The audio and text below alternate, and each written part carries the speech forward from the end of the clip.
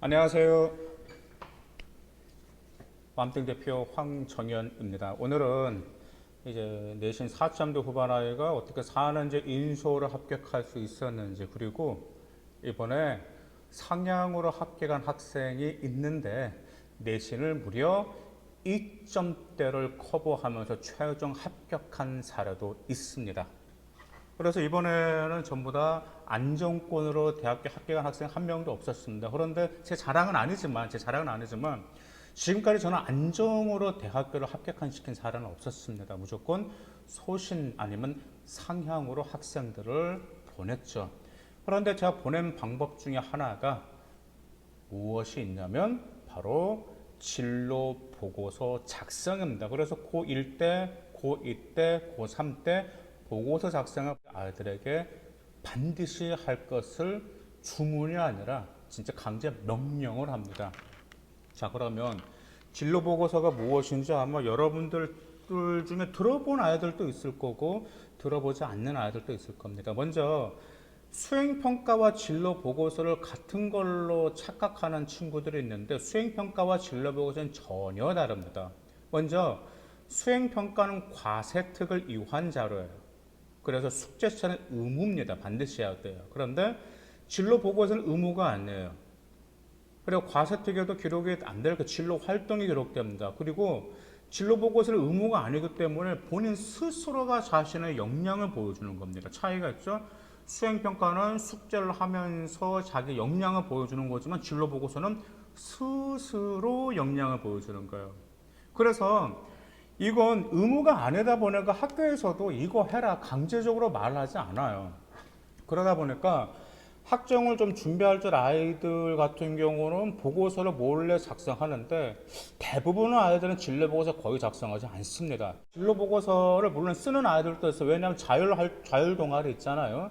자율 동아리 활동을 하면서도 자기 진로와 관련해서 보고서 작성하는 친구들도 물론 있어요. 그런데 자율 동아리 활동은 팀 플레이어를 하는 거지만 진로 보고서는 혼자서 작성하는 겁니다. 그래서 질적으로 틀립니다. 그래서 저는 꼭 하길 바래요. 왜냐하면 여러분들의 내신에 계속 1등급을 찍을 수는 없어요. 4등급 나올 수도 있고요. 더구나 상대평가다 보니까 1등급이 있으면 3등급이 있을 수도 있고 5등급이 있을 수가 있어요. 학업 역량이라는 것은 아이들마다 차이가 있단 말이에요. 하지만 어떤 진로에 대한 열망은 다 똑같이 가지고 있단 말이에요. 그러기 위해서 뭐가 필요한 겁니까? 난 그래도 정말 이 진로를 정말 희망하는 학생이고 이 정도 준비했습니다를 보여주기 위해서는 진로 보고서가 반드시 필요하다라는 점이에요. 그래서 저는 내신이 좋든 안 좋든 특히 내신 안 좋은 아들 같은 경우는 내신 안 좋으면서도 근데 정말 자기 자신에 대한 진로가 확실한 같은 아이들 같은 경우는 어떻게든 진로 보고서를 만들도록 합니다. 왜요? 지금까지 결과가 너무 좋았으니까요. 그러면 진짜 이번에 제가 한 가지 사례 말씀드리면 한 여학생 내신 너무 부족했어요. 대학교를 어디를 가야 될까 해서 진짜 상향 2점대 이상 돼야 좀 합격할 수 있는 학교를 이제 썼습니다. 다들 떨어질 줄 알았어요. 그런데 어쩐지 아세요? 1차 합격을 했어요. 깜짝 놀랐어요. 합격을 했다고. 근데 거기가 미달했나 전혀 그런 거 안 합니다. 치열합니다. 여러분들 그 대학교 이름 들으면 아마 아는 대학교예요. 그래서 합격을 했어. 그러면서 면접을 이제 불이 나게 준비를 했어. 뭐 시사적인 문제, 그다음 생활기록부가 서류 진입 여부다 보니까 분명히 꼬리무기 질문할 것을 아니까 거기에 대해서 리허설을 정말 지금 입에서 단물이 날 때까지 정말 지겹게 정말 리허설 많이 했어요. 근데 면접실에 딱 갔는데 이 친구가 하는 말에 면접실을 찢어버렸다라는 말. 그 말은 말 그대로 면접 진짜 제대로 봤다라는 점이에요. 근데 이 학생이 이런 말을 합니다. 교수님이 생활기록부와 자기소개서를 보고 어떤 학생인지 궁금했다라는 점이에요. 근데 그 여학생 보고서 작성 정말 많이 했습니다. 보고서 많이 했다라고 해봤자 1학년 때 하나, 2학년 때 하나 전부 다 연계시켜서 보고서 작성을 했어요. 그것 때문에 궁금해서 1차 서류를 합격했다라는 점이에요. 근데 그 점 아세요? 정말 그처럼 여러분들의 호기심을 여러분 어떤 사람인가를 그 호기심을 불러일으킬 만한 게 금방 뭐였었죠? 그 학생의 네 맞습니다. 진로 보고서였습니다. 그러면 진로 보고서를 우리가 어떻게 써야 될까요? 먼저 진로 보고서 작성지 유의사항을 이제 하나 있는데 어떤 애들은 진로 보고서를 쓰라고 고1 때부터 매우 심화적으로 써버립니다. 자신의 진로와 관련해서 매우 심화적으로 쓰다 보니까 고2 때 더 심화적으로 쓸 것도 없어요. 그러니까 고2 때 에게 고1 때보다 글이 별로 안 좋네라는 그런 보고서가 나옵니다. 보고서도 계획성이 있어야 돼요.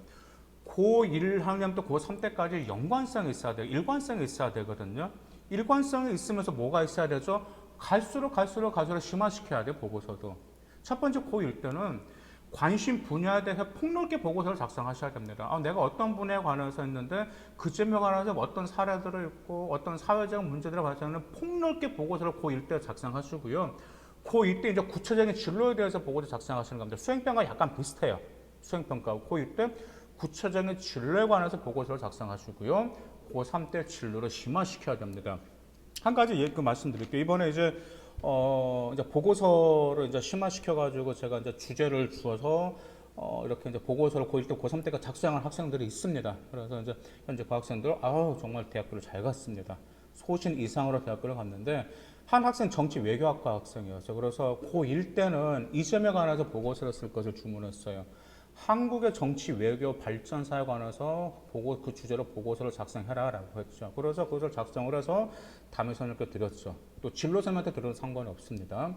그리고 고2 때 무엇을 썼냐면 선진국들의 정치 외교 발전 과정 중에서 우리나라가 벤치마킹할 수 있는 게 무엇인지, 또 우리나라에 맞게끔 벤치마킹을 어떻게 변화시켜서 적용시킬 수 있는지를 2학년 때 보고서를 작성하게 된 거죠. 심화됐죠?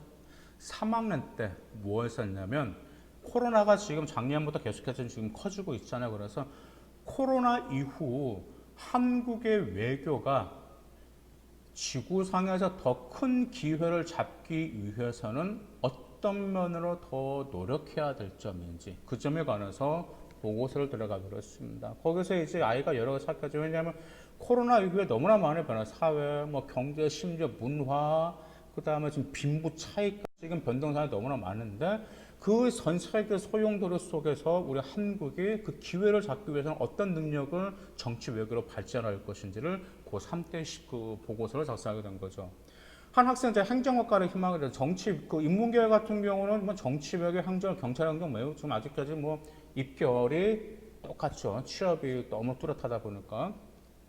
행정학과에서 그 고등학교 1학년 그 학생들 보고서 어떻게 작성? 고1 때 행정학의 정의와 그 다음에 행정학도로서의 사명감, 그 다음에 공무원의 사명감, 거기에 관해서 처음에 보고서를 작성을 하게 됐습니다. 국가는 내 돈을 어떻게 쓰고 있는가 그 책도 읽으면서 돈의 흐름, 복지의 흐름까지 보고서를 잘 작성해서 제출을 했어요.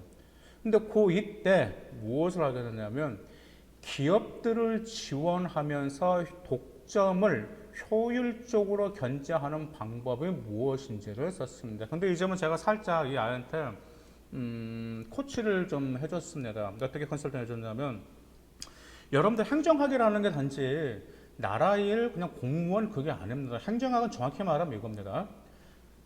경영은 독점이 우선이잖아요. 그렇죠? 경영이라면 많은 돈을 더 많은 부를 창출하기 위해서 독점이 우선인데 행정은 독점을 견제하는 게 우선입니다.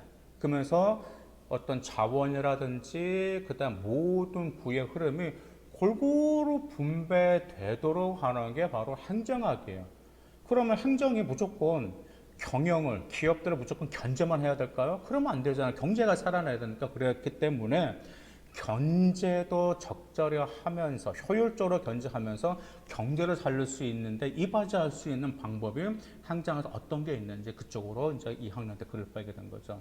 고3 때 이걸로 썼습니다. 그래서 이번에 더 심화시켜야 될 게 무엇인지 그 학생 고심을 많이 했어요. 그래서 제가 이 아이에게 코치를 하나 줬어요. 현재 한국에서 가장 문제가 무엇이라고 생각하는지 그걸 한번 찾아봐라 라고 그랬죠. 근데 이 아이가 찾고 하다가 연락이 왔어요. 뭐라고 하냐면 저출산과 고령화 문제라는 점이에요. 맞습니다. 그래서 그럼 저출산과 고령화 문제가 생긴다고 하면 그 점을 해결하기 위해서 단지 국민들만 있어야 되는 건 아니죠. 당연히 기업과 국가가 어떻게 서로 협력할 수 있는지 그 점에 관해서 심화적인 조사를 했습니다. 그래서 이 친구는 단지 처음에 그래서 행정학과에 대한 보고서 나와서 뭐 우리나라 행정 뭐 구조 그런 쪽으로만 글을 빼는 게 아니고 무엇으로 제가 주문하게 됐냐면 기업과 국가가 서로 상생하면서 협력하면서 더 좋은 국가를 만들기 위한 더 좋은 방안은 무엇인지 그런 쪽으로 글을 나가는 게 좋겠다. 그러면 경제도 살리고 그 다음에 부도 골고루 분배되는 좋은 역할을 만드는 게 정말 행정학의 의도가 아니겠냐라고 하면서 그쪽으로 진로 보고서를 작성하게 됐습니다. 뭐 정말 정치외교 행정학의 보고서 작성과 연결시키기 굉장히 좀 어려워요. 뭐 이과라든지 공학계 같은 경우는 뭐 생명공학 같은 경우, 그다음 환경공학 같은 거, 그다음 그런 같은 경우는 정말 고1, 고2, 고3 때 차근차근 나갈 수가 있는데 이처럼 여러분들이 보고서 쓰기 어려운 것들도 이런 식으로 글을 나갈 수 있다라는 점 제가 하나 지금 예시로 말씀드리는 거기 때문에 참조만 하시면 됩니다. 그러면 보고서를 어떻게 작성해야 될까요? 무턱대고 써야 될까요? 전혀 아닙니다. 제일 처음에 앞표지는 뭐가 있어야 되죠? 보고서의 그 제목과 그 다음에 여러분 학번과 이름이 들어가야 되겠죠. 그 다음에 목차가 구성이 돼야 되는데 자, 잘 들으시기 바라겠습니다. 첫 번째 당연히 서론, 본론, 결론이 있어야 되겠죠. 근데 서론에는 반드시 두 가지가 들어가줘야 돼요. 처음에는 무조건 주제 선정 이유가 욕하는 거 아니에요. 주제 선정 이유가 반드시 들어가야 됩니다. 반드시 들어가줘야 돼요. 주제 선정 서론에. 그 다음 두 번째 연구의 목적과 필요성도 들어가줘야 됩니다. 주제를 선정하고 나서 왜 그것을 연구하고 해야 되지? 그 점도 들어가줘야 돼요. 그리고 나서 세 번째 본론에 들어가게 됩니다. 이제 본론에는 이제 목차가 나오겠죠. 이제 어떤 학생 같은 경우는 아까 나오던 우리 행정 발전석의 역사 유래, 선진국의 유래 하면 쫙쫙쫙 본론하면서 그 본론마다 이제 내용들을 쭉쭉쭉쭉 들어가게 되는 거죠. 그럼 이제 세 번째 결론에 나와야 되겠죠. 결론은 무엇을 써야 될까? 네, 당연하죠. 배운 점이나 느낀 점을 써야 됩니다. 그 다음에 두 번째, 어떤 면으로 좀 호기심 생겼는지도 써주면 더 좋습니다. 그리고 앞으로 어떤 쪽으로 더 발전했으면 좋겠다라는 자기의 비판적 사고력, 비판적 판단 있겠죠? 비판적 판단 아니면 보완하고 싶은 점들이 결론에 들어가면 되는 겁니다. 그리고 나서 마지막에 참고 문헌을 또 따로 만드셔서 어디에서 참고했다라는 게 목록이 쭉 나와야 돼요. 아이들이 보고서에서 많이 흔히 하는 실수 중에 하나가 출처를 밝히지 않거든요. 그런데 여러분들 대학교 가서 어떤 보고서는 출처를 명확히 밝히셔야 됩니다. 만약에 여러분들이 보고서에 출처도 밝히지 않고 선생님에게 제출하면 그거 보고서의 생활기록부에 기록이 되기가 어렵습니다. 그래서 꼭 출처를 기억하셔야 됩니다.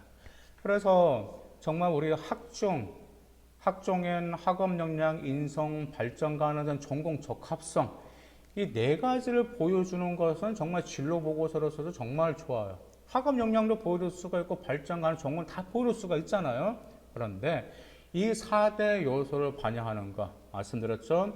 여러분 자신과 여러분 자신의 진로에 대한 탐구부터가 시작이다라는 점 기억하시면서 지금 진로 보고서 작성하지 않으셨더라면 이번 겨울방학에 작성해서 제출할 수도 있게 되는지 그 점을 선생님에게 물어보시기 바랍니다. 지금 요즘에 예비 고3들이 지금 계속해서 오거든요. 근데 진로 보고서 썼어요. 그럼 전부 다 아무도 안 썼어요. 그럼 아이들은 선생님한테 물어본 거죠. 써서 제출해도 되나요? 그러니까 선생님들이 지금 뭐 2월 5일까지 그러면 써가지고 메일로 제출해라 라고 하는 선생님 대부분이에요. 그래서 지금 아직 진로 보고서가 작성이 안 된 아이들이 있다면 지금 담임 선생님께 콜 전화하셔가지고 제출해도 되는지 제출이 된다고 지금 당장 제출하시길 바라겠습니다. 감사합니다.